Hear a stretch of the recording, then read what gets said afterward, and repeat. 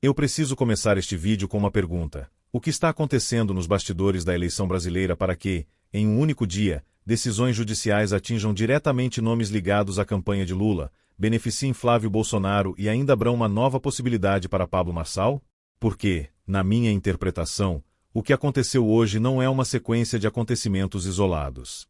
Eu estou vendo uma série de decisões que mexem diretamente com a disputa política e, principalmente, com a maneira como candidatos podem chegar à eleição. André Mendonça tomou duas decisões que atingiram diretamente interesses ligados à campanha de Lula. Uma delas envolveu Daniel Vorcaro, o Banco Master e Flávio Bolsonaro. A outra envolveu Lulinha. E, ao mesmo tempo, Pablo Marçal conseguiu derrubar mais uma condenação que o tornava inelegível. Ou seja, em apenas um dia, o cenário político sofreu várias mudanças importantes. E eu vou explicar tudo isso, porque, na minha opinião, existe uma conexão política muito forte entre esses acontecimentos. Eu começo pela decisão de André Mendonça envolvendo um vídeo produzido com inteligência artificial. O material simulava cenas envolvendo Daniel Vorcaro e Flávio Bolsonaro e apresentava aquilo como se fosse um flagrante de recebimento de dinheiro. Na prática, o vídeo criava uma situação que nunca havia acontecido e apresentava as imagens com aparência de realidade. Na minha opinião, esse é um ponto extremamente importante. Porque uma coisa é fazer uma crítica política. Outra coisa completamente diferente é criar, através de inteligência artificial, uma situação falsa e apresentá-la como se fosse uma prova real contra um candidato. Foi exatamente esse tipo de material que André Mendonça determinou que fosse retirado do ar. Além disso, foi determinada a identificação do responsável pelo perfil que publicou o conteúdo. O vídeo associava Flávio Bolsonaro a Daniel Vorcaro e sugeria um suposto recebimento de dinheiro. O problema é que o conteúdo não deixava claro que aquelas imagens haviam sido produzidas artificialmente. E é justamente aí que, na minha interpretação, está o ponto central dessa decisão. O risco não estava simplesmente na crítica a Flávio Bolsonaro. O problema estava em criar uma situação inexistente e tentar fazer o público acreditar que aquilo havia realmente acontecido. Por isso, Mendonça classificou o material como um deepfake eleitoral capaz de criar uma falsa percepção de autenticidade e prejudicar a candidatura. E essa decisão teve uma consequência política importante. Na minha opinião, ela representa uma vitória de Flávio Bolsonaro em um momento extremamente sensível da disputa eleitoral. Mas essa não foi a única decisão importante do dia. Pablo Marçal também conseguiu uma vitória significativa. O Tribunal Regional Eleitoral de São Paulo reverteu uma das condenações que tornavam Marçal inelegível. E aqui existe um detalhe que eu considero fundamental. Isso não significa que Pablo Marçal já esteja liberado definitivamente para disputar a presidência. Ainda existe outra condenação que continua produzindo efeitos e o caso pode chegar ao Tribunal Superior Eleitoral. Mas, mesmo assim, a decisão representa uma mudança importante. Por 5 votos a 1, o TRE derrubou uma condenação relacionada às críticas feitas por Marçal à Justiça Eleitoral e à impressão de materiais de propaganda. A maioria entendeu que críticas duras ao judiciário, inclusive utilizando termos como ditadura e censura, não constituem, por si só, uma ameaça ao funcionamento das instituições. Na minha opinião, essa decisão merece atenção porque mexe diretamente com os limites da liberdade de expressão dentro de uma campanha eleitoral. Marçal já havia acumulado 3 condenações de inelegibilidade em primeira instância. Uma delas, relacionada ao apoio a candidatos a vereador em troca de doações, já havia sido revertida pelo TRE de São Paulo.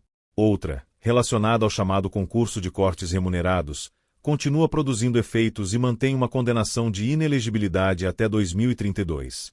E agora uma terceira condenação foi afastada. Então, quando eu olho para esse cenário, eu vejo uma situação muito diferente daquela que existia anteriormente. Marçal ainda enfrenta uma batalha jurídica, mas conseguiu abrir uma nova frente para tentar chegar à disputa presidencial.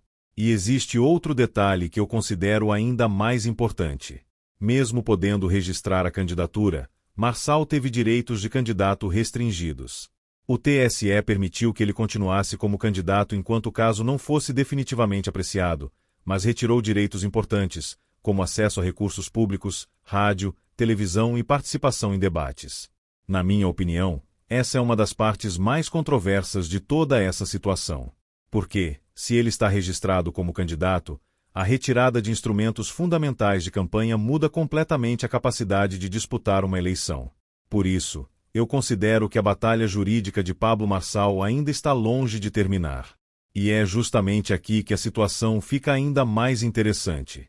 Enquanto um vídeo contra Flávio Bolsonaro foi retirado do ar, uma tentativa de retirar um vídeo contra Lulinha não teve o mesmo resultado. O caso envolve o vídeo chamado Missão Localizar Lulinha, publicado por Flávio Bolsonaro. A Justiça rejeitou o pedido de remoção imediata feito por Fábio Luiz Lula da Silva. A decisão foi tomada pela juíza Alessandra Lopes Santana de Mello, da 41ª Vara Cível de São Paulo. Segundo o relato apresentado sobre a decisão, os documentos ainda não permitiam concluir que o conteúdo fosse falso. E, por isso, uma remoção imediata poderia atingir indevidamente a liberdade de expressão e o direito de crítica sobre assuntos de interesse público e político. Na minha opinião, essa decisão é muito relevante, porque ela mostra que a Justiça não tratou simplesmente de apagar um conteúdo controverso antes de analisar completamente o caso.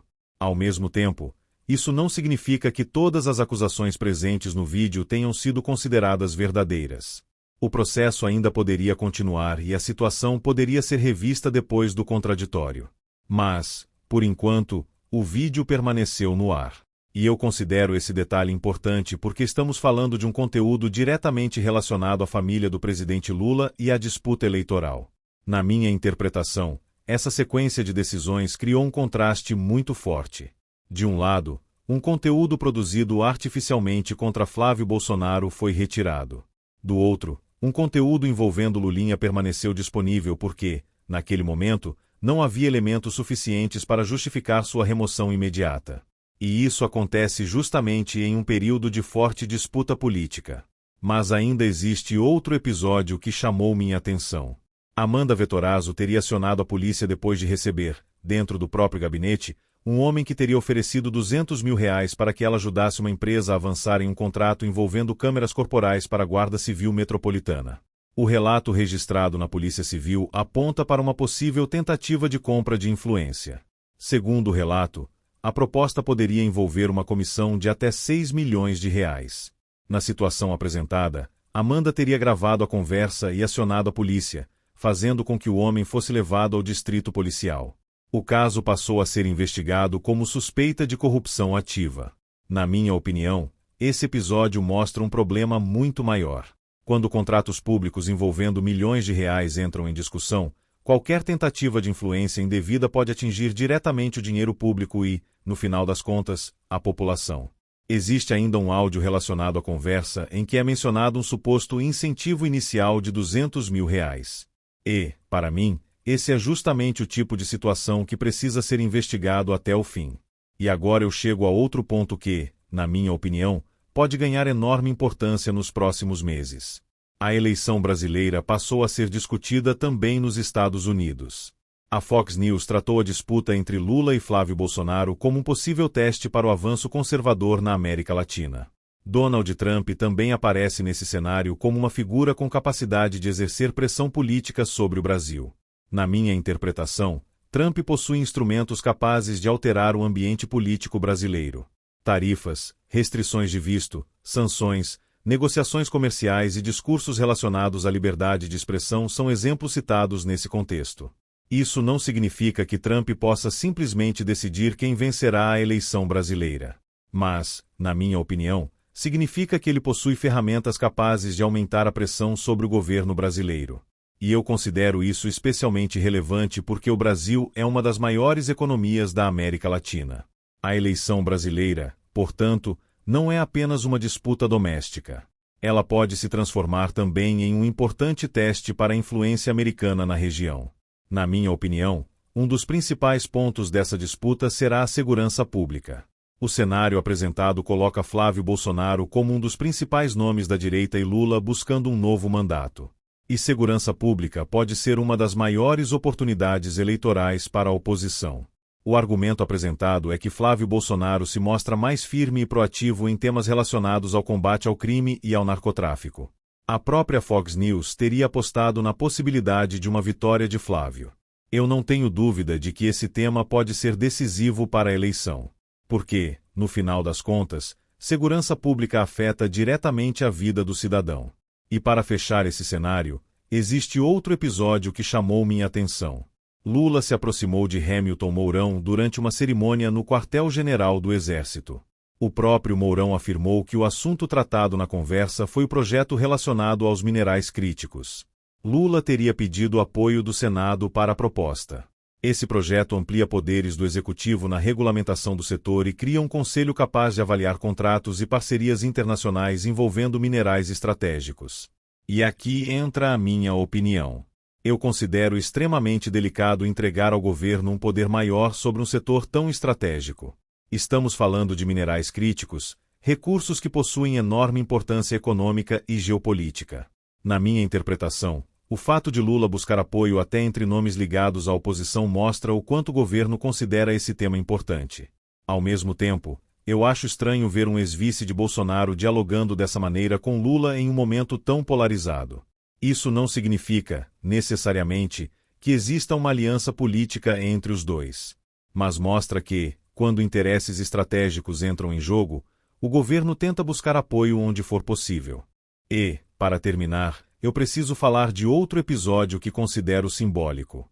Um deputado do PL subiu em um palanque petista na Bahia, declarou apoio à reeleição de Jerônimo Rodrigues e apareceu usando o número 13. Eduardo Bolsonaro reagiu e cobrou uma posição do partido. Na minha opinião, se um partido se apresenta como oposição e um de seus integrantes sobe em um palanque do adversário pedindo voto para o PT, existe uma questão de coerência que precisa ser discutida. Eu não sou fã desse tipo de postura dentro do PL. E, na minha opinião, se existisse uma coerência política muito maior, esse tipo de comportamento poderia até resultar em expulsão. Mas eu também enxergo outro fator. Política envolve votos, eleições, fundo eleitoral e interesses partidários. E é justamente por isso que eu considero esse episódio tão simbólico. Porque, para mim, ele mostra que a política brasileira continua sendo marcada por contradições. Quando eu junto todos esses acontecimentos, eu vejo um cenário eleitoral cada vez mais complexo. André Mendonça derrubando um deepfake contra Flávio Bolsonaro. Pablo Marçal conseguindo reverter mais uma condenação de inelegibilidade. Lulinha tentando retirar um vídeo e a justiça mantendo a publicação no ar. Uma denúncia envolvendo uma suposta oferta de R$200 mil dentro de um gabinete. A eleição brasileira sendo discutida nos Estados Unidos. Trump aparecendo como um possível fator de pressão internacional. Lula buscando apoio de Hamilton Mourão para uma pauta estratégica. E um deputado do PL aparecendo em um palanque do PT.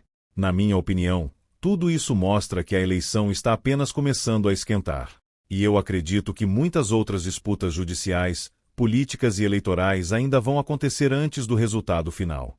Por isso, eu quero saber a sua opinião. Pablo Marçal ainda consegue reverter a situação e disputar a presidência? Flávio Bolsonaro realmente pode se beneficiar desse novo cenário? E até que ponto Trump poderá influenciar politicamente a eleição brasileira? Eu quero saber o que você pensa. Deixe sua opinião nos comentários, porque essa eleição promete ser uma das disputas políticas mais intensas dos últimos tempos.